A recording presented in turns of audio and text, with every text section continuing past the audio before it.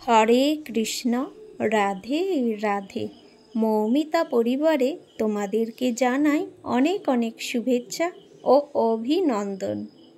আজকের আলোচ্য বিষয়টি হচ্ছে বেশি লোভ করলে কি হয়, তা বিস্তারিত জেনে নেব একটি সুন্দর কাহিনীর মাধ্যমে। শ্রোতা বন্ধুরা সকলেই একটু মনোযোগ সহকারে শ্রবণ করো, তোমাদের অনেক ভালো লাগবে। একদা এক রাজা ছিল যে সবসময় ভগবানের পূজা পাঠে এতটা পরিমাণে আনন্দিত থাকত যে সেই রাজা জঙ্গলে নিজের মন্দির বানিয়ে নিয়েছিল, যেখানে সকাল সন্ধ্যা নিয়মিতভাবে রাজা পূজা অর্চনা করত। একদিন ভগবান রাজার ভক্তিতে প্রসন্ন হয়ে তার সামনে এসে উপস্থিত হলেন। ভগবানের দর্শন পাওয়ার পর রাজা ধন্য হয়ে গেলেন।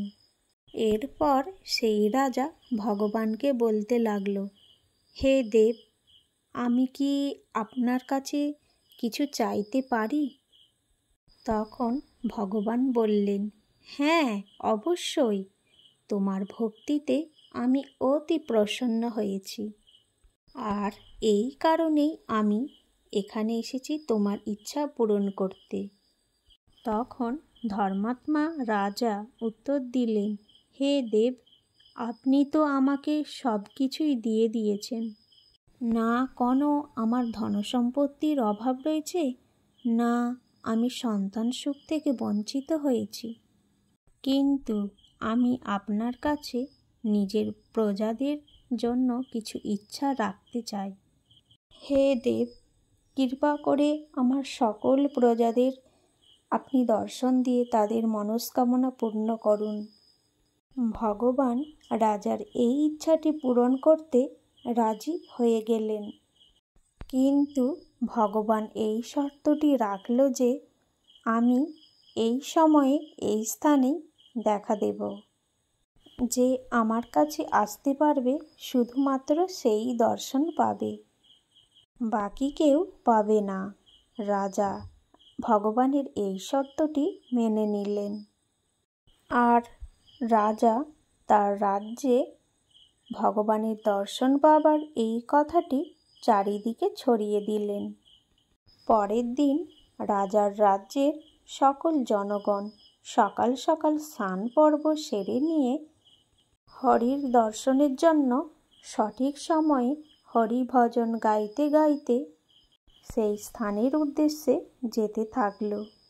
যেই সকল মানুষ সেই গ্রাম ছেড়ে জঙ্গলের উদ্দেশ্যে রওনা দিল, ঠিক সেই সময়ে ভগবান তার লীলা শুরু করল।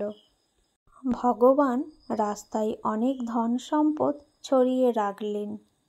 তখন গ্রামের মানুষ সেই ধরনের ধনসম্পত্তি নিয়ে নিজেদের মধ্যে কাড়াকাড়ি করতে লাগল।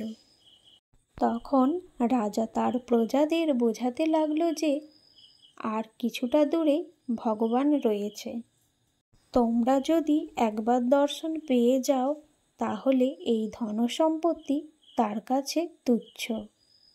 কিন্তু বেশিরভাগ নগরবাসী রাজার কথায় কান দিল না।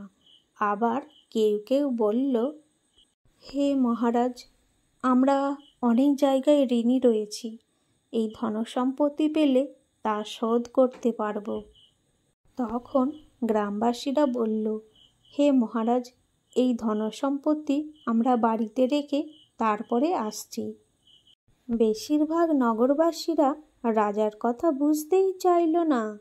নগরবাসীরা রাজাকে বলতে লাগল, আপনি এগিয়ে চলুন, আর ভগবানকে যেতেই দেবেন না, আমরা আসছি। কিন্তু এদের মধ্যে কিছু কিছু লোক ছিল যা রাজার কথা বুঝতে পেরেছিলেন, আর তারা ধনসম্পত্তির চেয়ে ভগবানের দর্শন পাওয়া বড় বলে মনে করে তারা এগিয়ে যান। এইভাবে কিছুক্ষণ এগিয়ে যাবার পর তারা আবারও দেখতে পান রাস্তার উপর তার থেকে অধিক মূল্যবান ধনসম্পত্তি পড়ে রয়েছে। যে স্বল্প সংখ্যক নগরবাসী রাজার সঙ্গে এগিয়ে এসেছিলেন, তারাও এতটা ধনসম্পত্তি দেখে বুঝতেই পারছে না কি করবে। তখন রাজা আবারও সেই স্বল্প সংখ্যক নগরবাসীকে বোঝালেন ভগবান আর একটু দূরেই রয়েছেন। রাজার এই কথা শুনে সেই স্বল্প সংখ্যকের মধ্যে কিছু মানুষ রাজার সঙ্গে এগিয়ে গেলেন, আর কিছু মানুষ সেই ধনসম্পত্তি আঁকড়ে থাকলেন। এইভাবে আবারও রাজা যখন কিছু সংখ্যক মানুষকে নিয়ে এগিয়ে যাচ্ছিলেন, তখন দেখল আগের থেকে দ্বিগুণ ধনসম্পত্তি পড়ে রয়েছে। এইবার রাজার সঙ্গে যে কজন লোক ছিল, তারা এই ধনসম্পত্তি দেখে সেখানেই দাঁড়িয়ে রইলেন। রাজা তাদেরকে অনেক বোঝানোর চেষ্টা করেন যে ভগবান আর 2 পা দূরেই রয়েছেন। তোমরা যদি এগুলো এখনই ত্যাগ করে এগিয়ে চলো, তাহলে ভগবানের দর্শন পাবে। কিন্তু নগরবাসীরা রাজাকে এটা বলে মানা করে দিল যে, হে মহারাজ, এই ধনসম্পত্তি তো ভগবান আমাদের কৃপা করে দিয়েছেন, আর এই ধনসম্পত্তি পাওয়ার পর আমাদের জীবন ধন্য হয়ে গেছে, আর আমরা ভগবানের দেখা পেয়েই বা কী বা করব। যখন রাজার শত চেষ্টাতেও কেউ আসলো না, সেই শেষ যাত্রাতে রাজা ও রানী ছিল। রাজা ও রানী দুইজনে একসাথে যাওয়ার সিদ্ধান্ত নিয়ে এগিয়ে গেলেন। কিন্তু ভগবানের লীলা এখনো শেষ হয়নি। এইবার ভগবান রাস্তার ওপর হিরে, গয়না, সোনা, রূপো এতই ভর্তি করে দেন, যা দেখে রানী হতবাক। এরকম গয়না কখনো দেখেনি। সেই মূল্যবান গয়নাগুলি দেখে রানী খুশিতে ভরে যায়। তখন রাজা বলল, হে প্রিয়, এই তো সামনেই ভগবান আছে, চলো দর্শন করে আসি।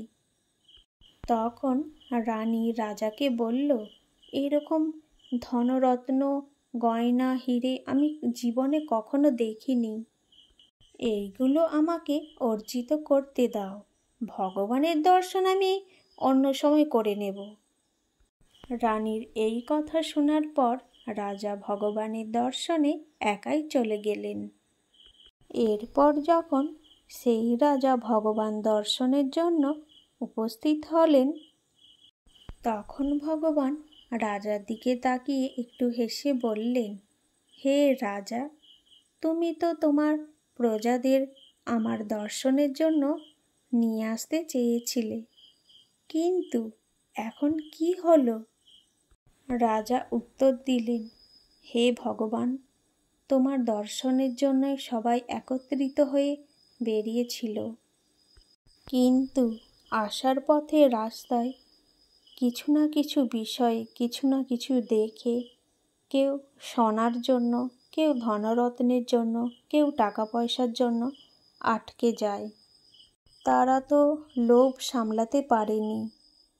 এই কথা শোনার পর ভগবান বললেন, এই জন্যই তো সংসারের মোহমায়া ত্যাগ করে যে আমার কাছে আসতে পারে তার মোক্ষ লাভ হয়। যেই সব মানুষের এই সকল বিষয়ের উপর লোভ থেকে যায়, সেই মানুষের এই মৃত্যুলোকে সকল কিছু পেয়ে সুখে থাকতে পারে, কিন্তু এই মৃত্যুলোকে মৃত্যুর পরে তার পাপ কর্মের ফল ভোগ করা ছাড়া আর কোনো উপায় থাকে না। হরে কৃষ্ণ, রাধে রাধে। আজকের এই ভিডিওটি এই পর্যন্তই থাকলো। সকলেই ভালো থেকো, সুস্থ থেকো, আর প্রেম সে বলো রাধে রাধে।